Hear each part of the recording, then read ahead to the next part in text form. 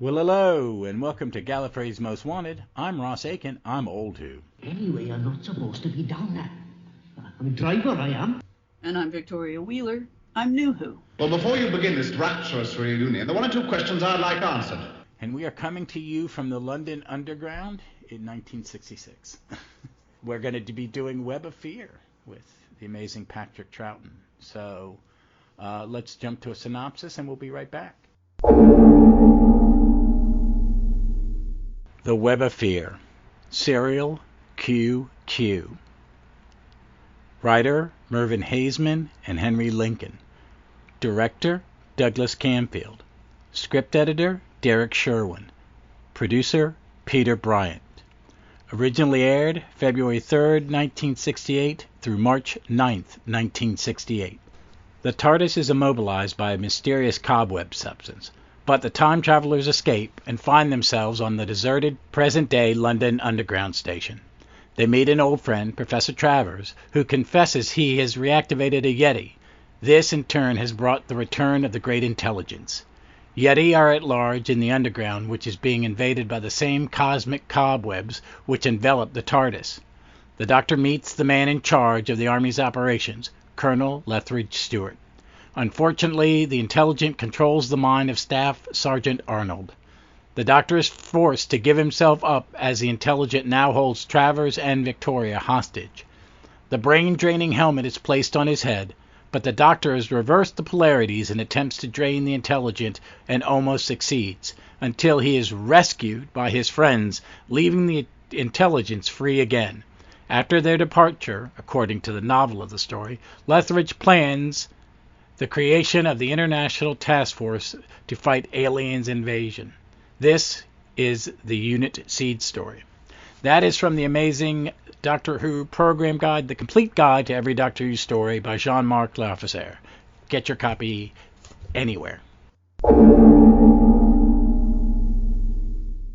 All right, Vic. I want to ask you a question first, because I watched the special edition that just came, Blu-ray Steelbox that just came out last year, so I have the animated. Which version did you watch? Because I didn't ask you what you were going to use. What was on BritBox, which is reconstructions. So it is on BritBox in America now. Yeah, but it's not the animation. Well, I got that, but some of Right. some are on and some aren't, and I only used that if I want to when I pull our sound clips, which is good because now I'll be able to pull sound clips. Yeah. I wasn't sure if I'd be able to pull sound clips. So that's cool. How's the reconstruction? I mean, it's not a good one. It's just a picture of the brig, the colonel, holding Victoria with, a gun up against, right? Like, it's just a shot of this or that. I mean, for me, and people who've listened to this for a while will know that the only thing that matters is that the silver ball rolls on the floor. Yeah. So, yeah. One day you and me are going to sit down and you're finally going to watch you'll love the animated Abominable Snowman because you get to see it. It's great. Which is nice to have seen that now and when I've watched this. Yeah. But I just want to talk about one thing real quick, because this is one of the two that was found in 2014 with Enemy of the World. And supposedly, and I'm, the gentleman who found them found both of them in their entirety, but when they were handed over to the BBC, case surprise, that it didn't have the First Brigadier episode in it. So there's the conspiracy theories on the internet, as there will be.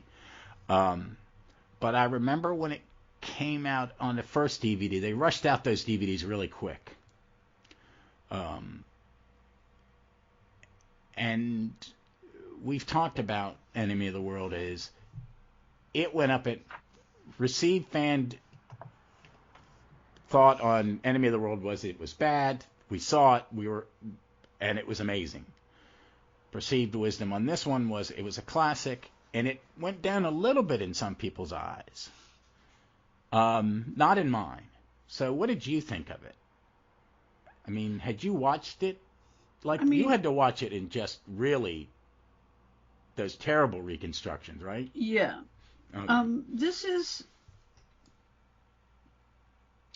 Um, so, I mean, the things that pop for me in this now is Anne, the daughter, Anne Travers. She's really good. Okay, so there's a couple of things that play really badly. Um, and I don't remember them leaping out at me. There's a couple of things that are real strengths in this one. The bad things is that there's some real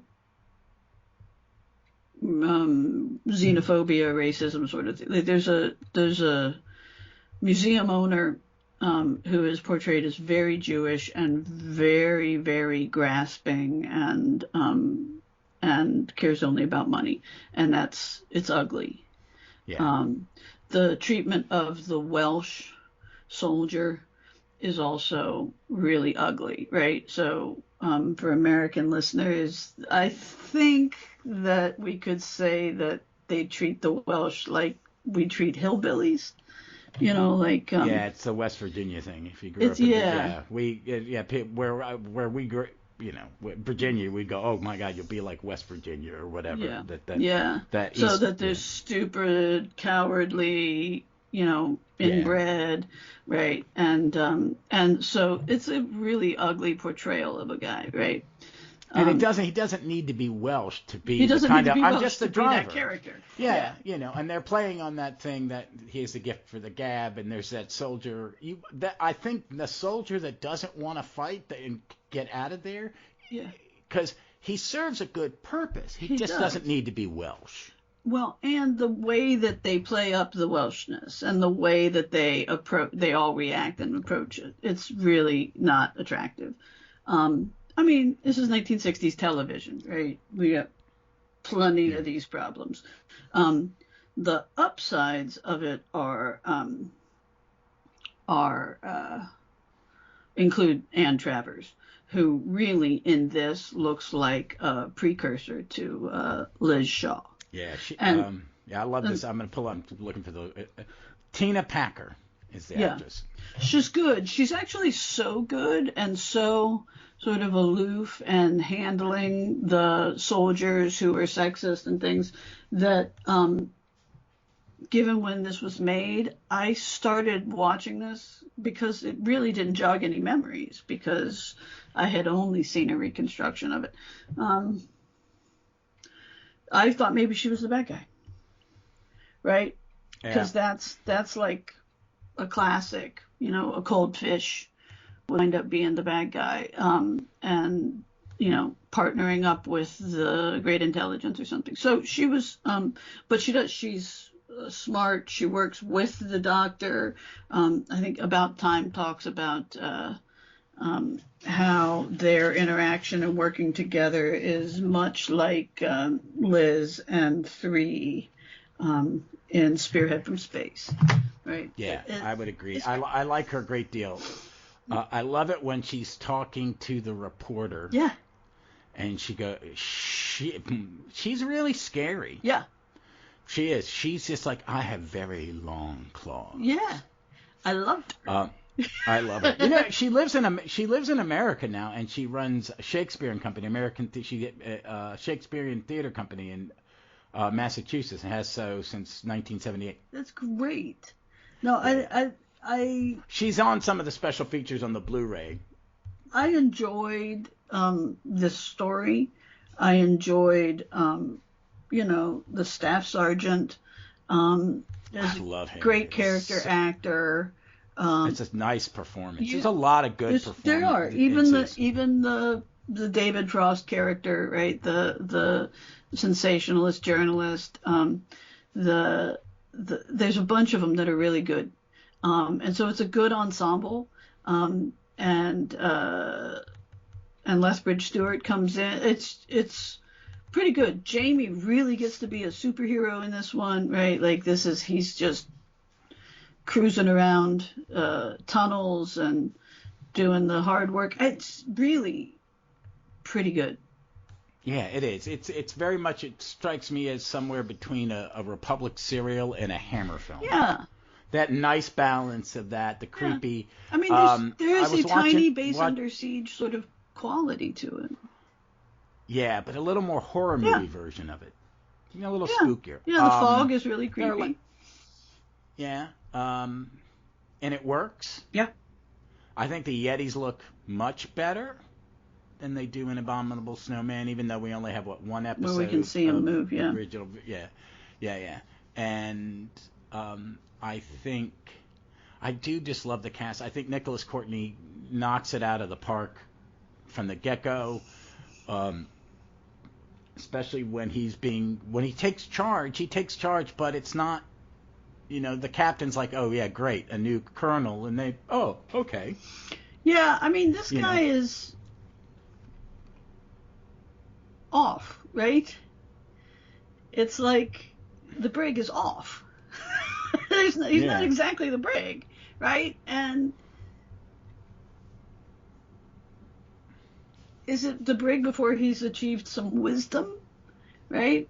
Well, that's a good point, because there's a moment when the doctor's saying, they go, I have a way to get out. It's a time machine. What does it look like? A police box. And the captain goes, oh, you cannot. And and the brig stops and goes, could it get us all out of here?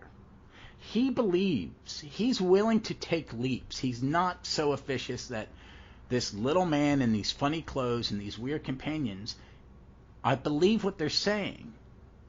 And I'm going to because we're battling Yetis in an underground with ray guns and fog. Right. I'm going to believe whatever. I'm going to be a good leader and take what I hear at face value. And if I can save my people by getting them out in a magic box that looks like a police call box, I'm going to take the attempt. Make the attempt.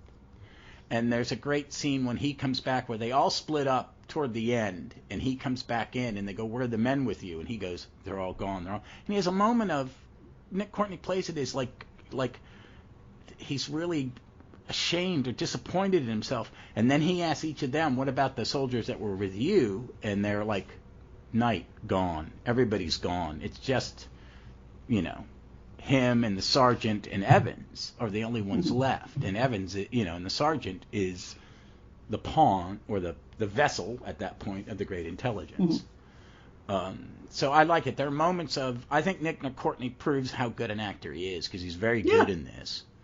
And you see the traits of the Brigadier he's going to lean into at times, but it's not 100% the Brigadier yet. There are moments, you remember, you're being a smart actor, how I handled this scene in my first appearance was good. I'm going to lean into it. I'm going to use it. And he's just he's so good. And especially since we're lucky, because he was originally cast as Captain Knight, and then the guy to play the brig. Well, the guy who played the brig, played the brig is, hold on, I've got his name. Was supposed to be the guy who played Lord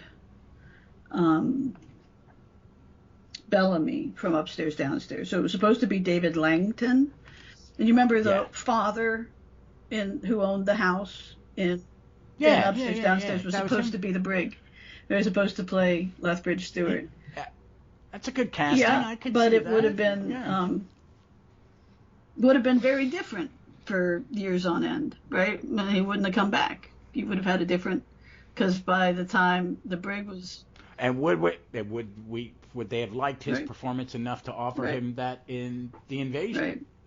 Because a lot of it comes from Nick Courtney. It's like he was good to work with. It's that thing about, I want to work with actors I can trust to do their job and do it well. So, did Douglas Camfield direct Invasion? Well, that may be another reason he came back, is because the directors got to cast their shows. But that would have been decided in the writing process. What About Time says is, because they are also focused on the fact that this is a very different. Is it just that he's younger? Is it just that he's less experienced? This is a very different Lethridge-Stewart than the one that comes back, and so much so that they like they say that Colonel Lethridge-Stewart does things because doing things is better than just sitting around doing nothing, right? Yeah. But he falls apart when he's the sole survivor, of that assault. Did you not hear me? Right? Like what they say is this isn't our man at all. The character who returns in the unit era is Camfield's creation, not Haseman and Lincoln, who demand payment for the character. Right? Yeah. Well, it's why he didn't appear. They're very, very particular about his usage. Yeah, but they've had people use him in ways they didn't like without their permission. Recently, there's been something where his character was used in some audios, not Big Finish, and the family was stop it. Yeah. But he's so different that About Time argues that there is reason to think that this is a place where the two worlds of Inferno divide, right? That this character might have been the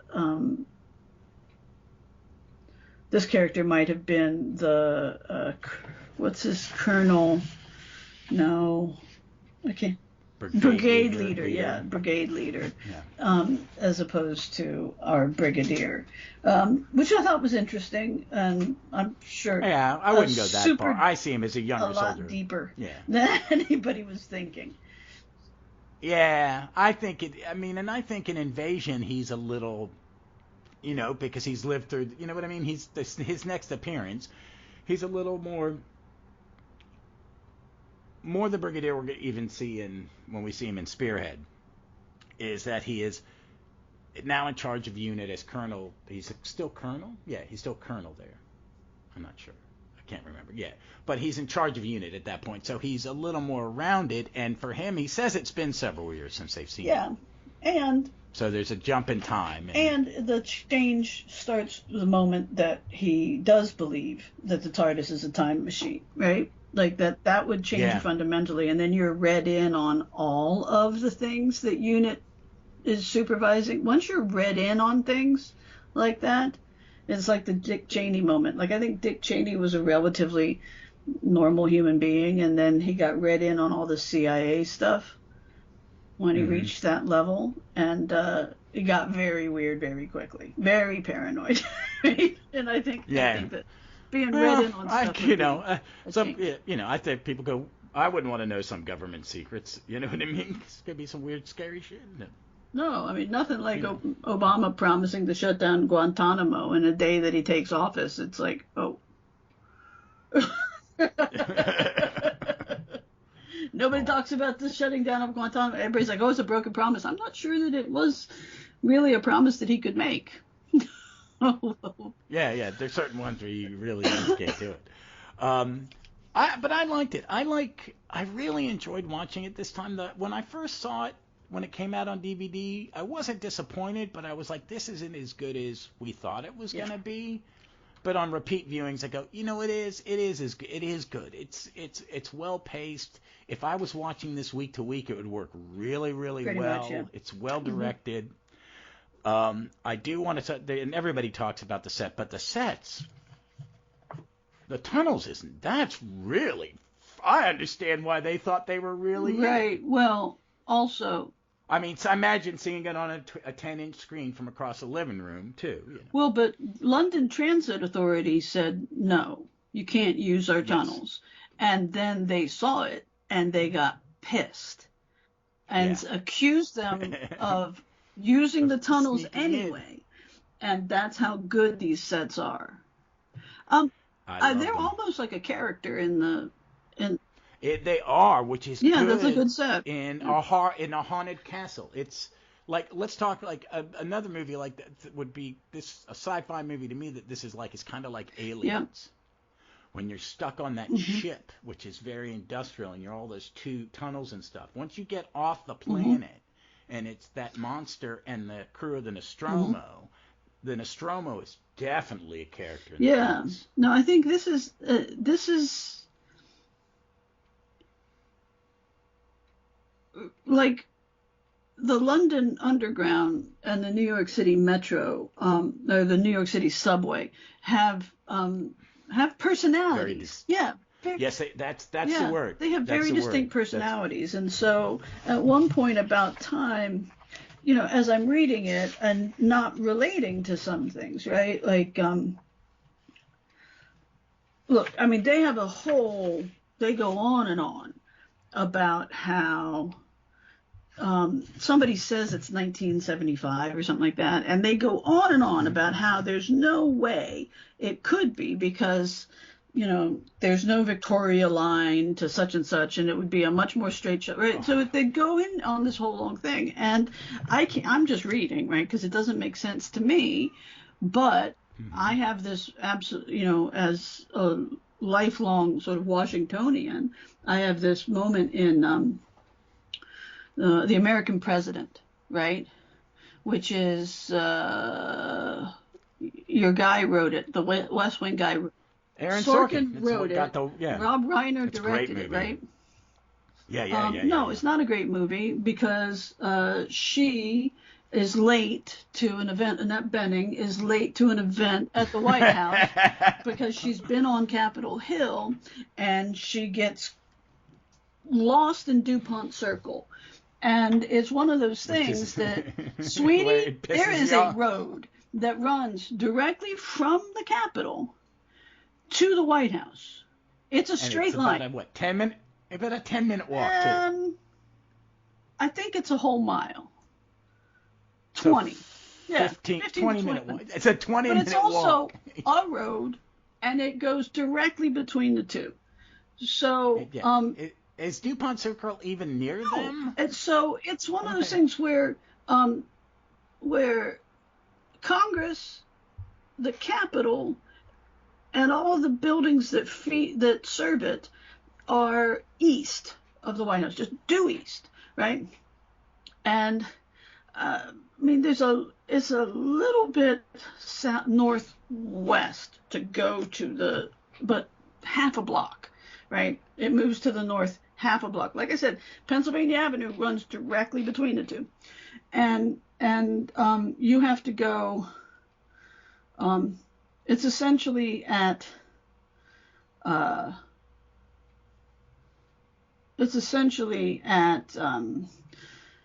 16th Street, right? And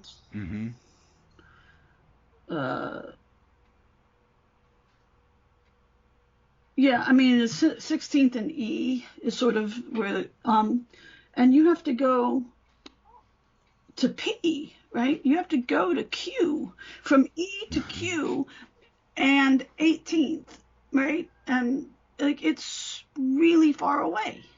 It's a couple of miles to the northwest, further beyond. And like, so she's really lost. Okay, if she's gotten caught up in DuPont Circle, and that's lazy. It's lazy. And having Victoria not identify, not even know what the underground is, have never heard of it, is also lazy, because it was in full rage development, and she is from London. She's from outside of London, right? Yeah, because when did the underground open? It was like 12 to 15 years before her departure. So she would have heard about it for sure. And that's lazy. I mean, I didn't even think about that math. There's a lot of weird math in this too. Even pre-internet, it's lazy to not know that the underground is in fact a Victorian invention. I remember in 78 when I was there, 79, and I was got on the subway, and it was a wood car. Like, it was like an old wood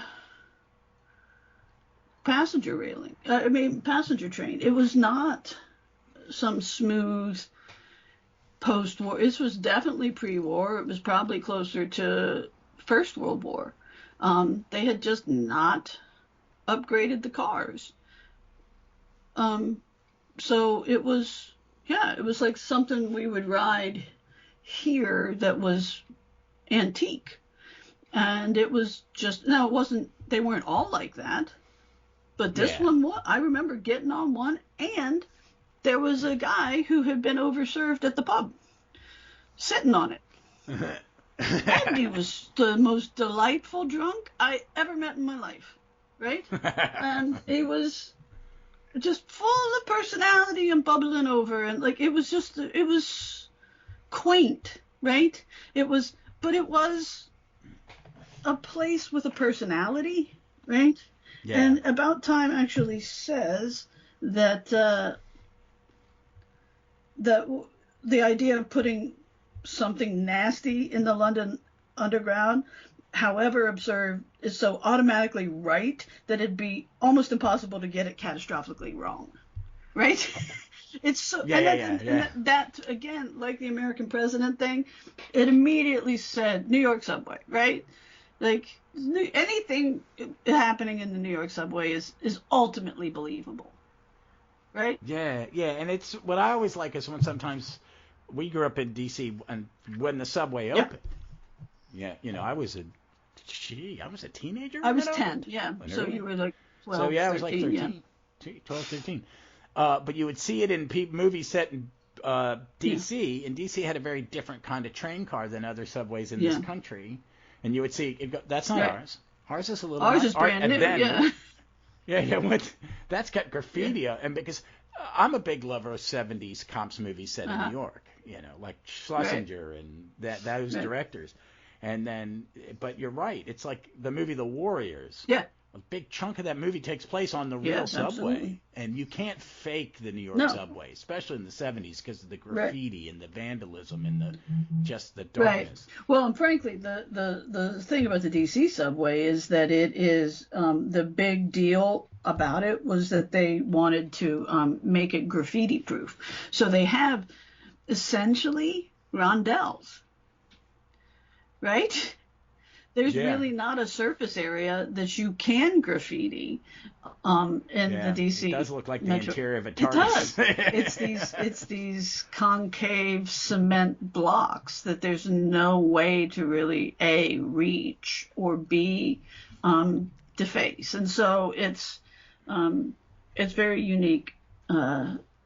But they did a really good job on that. I think the other thing that needs to be remembered is this fog that people don't come out of.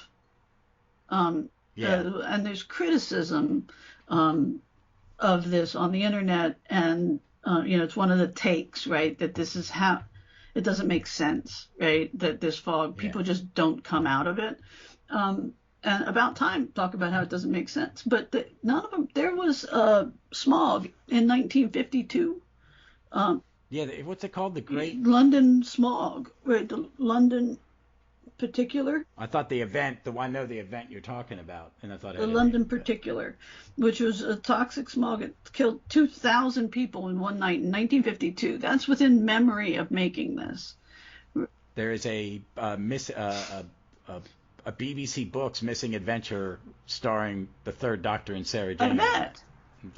It's a great story. I've heard the story. It'd be a great one to use. It just doesn't make sense that people would complain about it, right? Yeah. That as unbelievable. It just doesn't make sense to me. So I don't know. I found this one fine. It had enjoyable aspects. I was looking at, is it an entire episode that's missing? 2 entire episodes that are missing? Just the one. Yeah. And so it throws you, right? It makes the continuity and the watching of it difficult. Yeah, and I will say this about the animation. It is the animation, my least favorite of all the Doctor Who animation that's come before. It was different. They had a different company do it because they were only doing the one episode, and even in the set, they don't, in most of the sets in the last 3 or 4 years, they animate everything. You know what I mean? And then give you the option to watch it with the 1 or 2 episodes that exist. Since this is a missing single, just a single episode missing, they hired this company, and they did Ken was watching. He goes, "Is it rotoscoping?" Because he was watching the jerky. And he said, "No, it's a very basic motion capture." And the animators did all the walking around for the capture. They didn't bring in actors. Right. So there are times where they're moving that it's just clumsy. It's not as polished. Right, because it looks better in black and white. Actors. Yeah.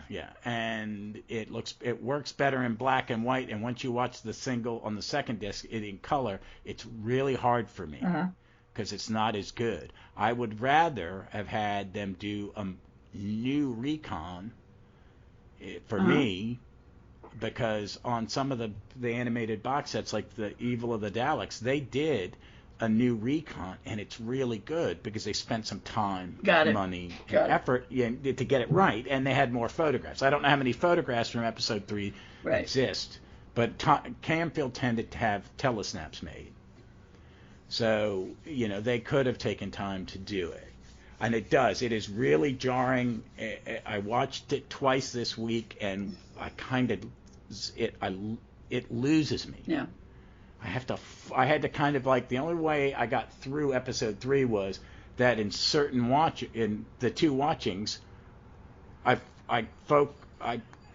got it in my head, but not all in one sitting. I got, okay, this scene stuck in the first time I watched it, this scene the third, because I couldn't stay focused on it because it's a little jarring. So I kind of had to watch it twice and put it in my head together to go what it's like. But then when I get back to the black and white, it's great. I mean, it's a 6-episode one. Would this work in an omnibus form? Absolutely, and it would have worked. I think there's not a lot of fluff. It's Camfield. It is. I'm not sure it could have gone to 4 episodes. I really don't. Because there's a lot of stuff going on. Right, and the guest cast has given something to do. And they are, and they do it well. It's fine, right? This is fine. This isn't great. This isn't one that you would reach for, even absent the missing episode in the animation, right?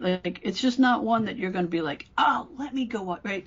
Not the way that Tomb of the Cyberman is, right? Not the way. Yeah, and this one is bookended between Enemy of the World and Fury of the Deep. And I've had the luxury of watching Fury of the Deep, the animated one, and I now love that story.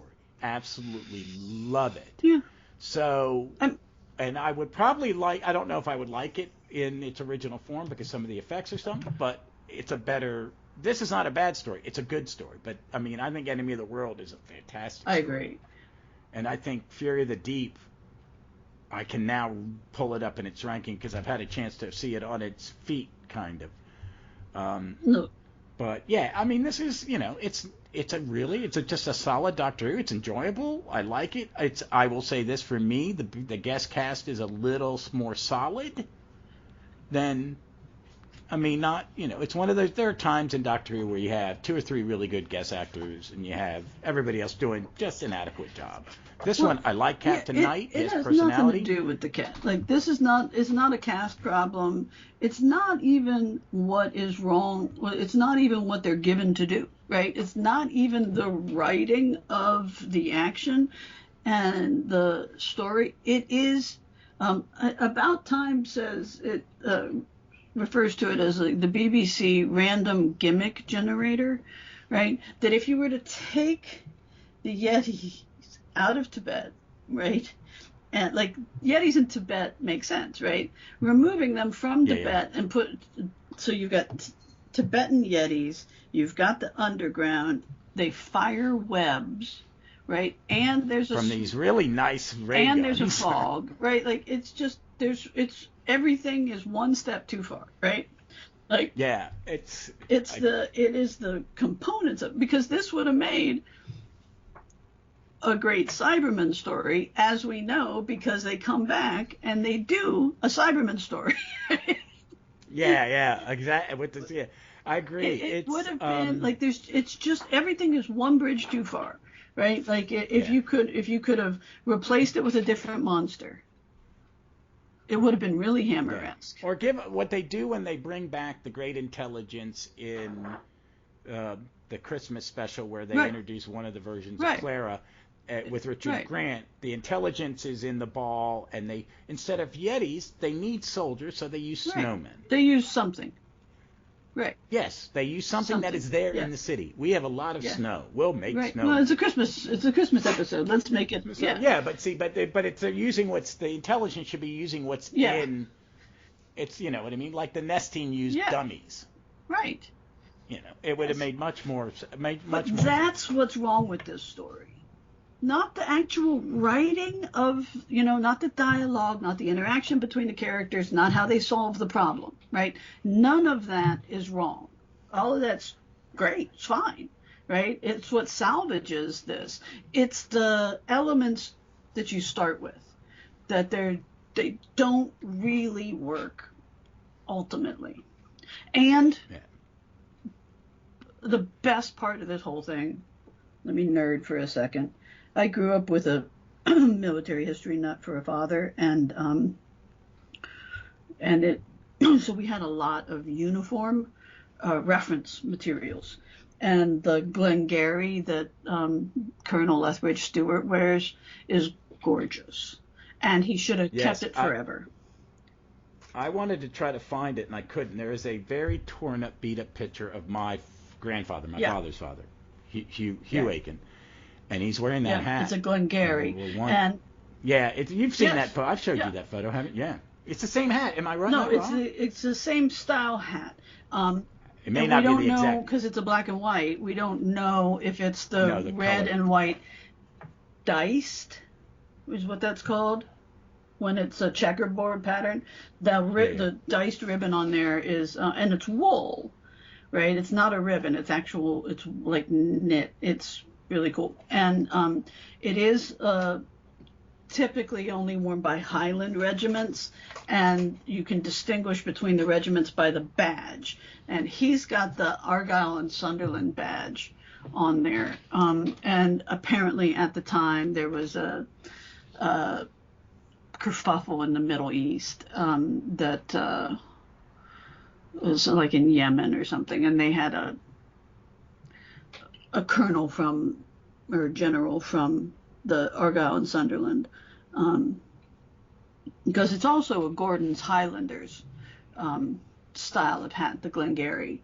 Now, About Time loses points with me because they refer to it as a tam o' shanter, and it is decidedly not a tam o' shanter, and I want to email them pictures and correct them. So this is one of those things where I don't know why I give a shit, but I do. I absolutely do. But it is an epic. It's called a Glengarry, and it is gorgeous, and it looks perfect on Nicholas Courtney's head. Yeah. It does. He looks great. We were joking the other day about, David Tennant and Catherine Tate. I'm going to be here in Richmond in March, and I'm going to get a picture with him, and I'll pull up my Brigadier cosplay. And me and Ken were watching this, our friend Ken, and I'm like going, and I was telling that, it's like, yeah, but Vic and Leslie said don't shave the beard. Yeah. But it was like, I still think it's bad that his fake mustache definitely looks better than your real one. Yeah. Mine looks more 70s porn or bad police officer. I mean, but yours has a three-dimensional quality. And it's not crooked. Every once in a while, with watching these on big TVs, high-def TVs, it's like, oh man, he must have been sweating because that part, the left side's drooping a little bit. It gives him that sort of sardonic quality, right? Where he's like, makes him look like he's sneering a little bit. It's gonna be.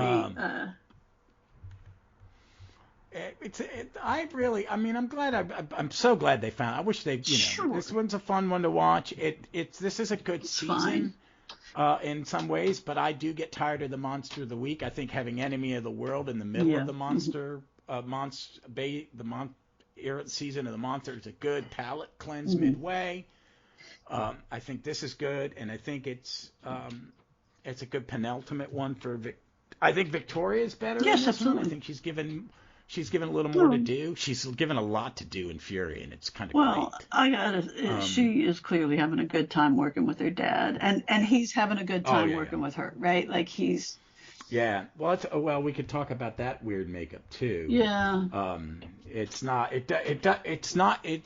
It probably looked fine in 1966. I was going to say it must not look good on a fine. 50-inch television, is what it is. No, it doesn't. It just looks like. It's not meant for high def. It looks like high school making something. Yeah, but he does a lot. Which was done to me a great deal. He does it a lot, right? Like he does a lot with it. He waggles his eyebrows, and he does what he can with it. He's good in this. Like everybody in the cast is actually really good. There's not a complaint to be had, and I really like it. Jaime gets to do so much. Every time though he reads the map, I'm always like, he can read. But okay. Thank you. You saw that. There's a time, and it's in the animated one, where he's reading the name of St. Paul Station, and he's kind of sounding it out. That they even go to the thing is, this is someone who probably couldn't read anything before he joined the doctor. No, that's not true. That's not true. There was already compulsory education at that point. It was widespread. I'm not sure it was compulsory, but it was wide enough spread and it has always been important in Scotland. It's because he postdates Robbie Burns, right? And Burns was beloved because people could read his work. That makes sense. So there is a great history of public education. So he probably could read, but it is one of those things that you stop and you say, given everything we know about the background of this character, were he from anywhere else, he wouldn't be able to read. Yeah. Even from England, right? If he'd been from, I don't know, Newcastle, right? Just on the other side of the border, he wouldn't have been able to read. But it is actually believable that a Scottish Highlander from Culloden would be able to read. Yeah. I want to say, we were talking about the whole cast. There's a scene that jumped out at me, and I wanted to talk about it, and this has made me think about it, where you have the radio guy and another guy having a cup of tea. And it's a really good scene with two actors. It's just an information dump. Mm-hmm. It's to kind of set mood and set what has been happening, how many people have died, who they trust, who they don't. And it's a beautiful, well-acted scene with two very good actors. And you could have gone and, if you were going to cut for time, you would cut this scene. But I think it's necessary because there's a lot of that. There's conversations and there's scenes in this that, show, don't tell kind of rule. But sometimes tell. Sometimes you do want to tell. You want to have two people have a conversation about what they think is going on. Yeah. So you understand the mindset, how these people have been trapped down here. The reporter starts getting more freaked out. Well, how big a deal it is that they can't leave here. So I just like that. Another little trivia is John Levine is one of the Yetis. And some of the guys from Havoc, this stuntman collective that will come up and be used very much so in the Third Doctor era, early years. Yeah. And the voice of the Great Intelligence is a gentleman named Jack Wagner, who it's the same actor who plays Sergeant Arnold. And in the special edition Blu-ray, deep Blu-ray that I have, there's a nice interview with his son because his father kept notes about how he planned his accent, because that is not his accent. Yeah, that he picked that accent, and because he was playing, he's very much normal voices received, and his son had all the notes, and it was a very interesting thing because it's a wonderful Sergeant Arnold. I think is a wonderful portrayal. Yeah, no, I agree. I think he's really good, and at no point do you think he's the bad guy, right? At no point. It's again. You're looking at everybody else. No, it's really good. It's really good. And right here's a point that I think this as a missing episode has been. It's it's sad that this one was gone, because there is a moment that is so Second Doctor here, where Victoria says, "Is it going to be safe?" And he says, "Oh, I shouldn't think so for a moment." And it is. It is, if there's a single sentence to sum up the Second Doctor and the giddy way in which he delivers it, and it's the best. It's the best part of this entire 6 episodes is him saying that. I loved it. I ate it up. Yeah, he's so good. He's so good in this one, and and it's a bunch of fun. It's just such a bunch of fun. So, I mean, I don't really have anything else to add, except I really enjoyed it. Yeah, I'm only going to say that this one's fine. I'm not going to go all in with a whole bunch of different things on it. It's fine, right? And it's Who. It's better than anything else, but it's not the greatest Second Doctor. It's not the greatest Who. It's not, but it's enjoyable and it's fine. Yeah, and it's not one of those ones where we're. Yeah. So, Vic, do you have anything you want to recommend this week? I have a new puppy, and so the only thing I've been consuming really is YouTube dog training videos. And I did find there's a McCann dog training out of Ontario, Canada, that has a really good series on puppy training, and they're good, and it is all the gentle, reward-based.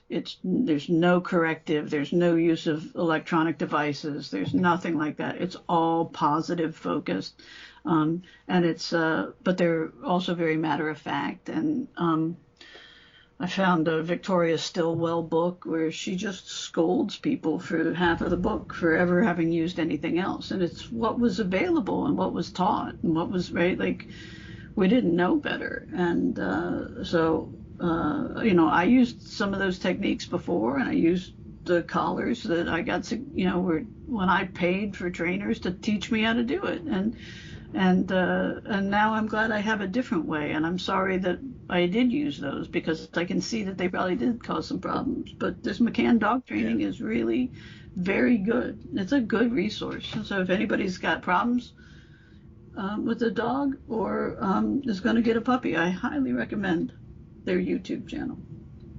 Very cool, very cool. I have one. I've been asked to come on Trap One and talk 8th Doctor, the 2 latest 8th Doctor sets, Who Lies Inside, and hold on a second, I have to get the other one, Connections. So I'm listening to that. I've listened to the first story in What Lies Inside, called The Paradox of the Daleks, which has to be one of the tiniest, whiniest Doctor Who's I've ever heard. Even I got a little confused.